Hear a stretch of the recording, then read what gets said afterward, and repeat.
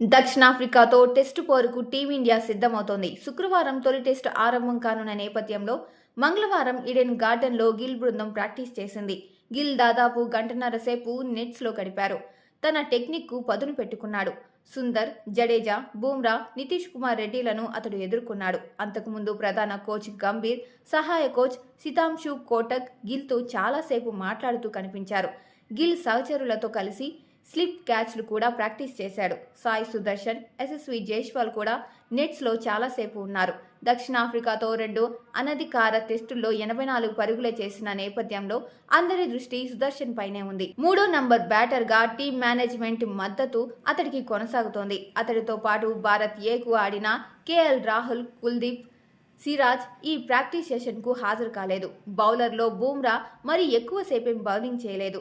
2 స్టంపులకు 15 నిమిషాల పాటు బంతులేశాడు. Gambhir, bowling coach Morne Morkel అతన్ని పర్యవేక్షించారు.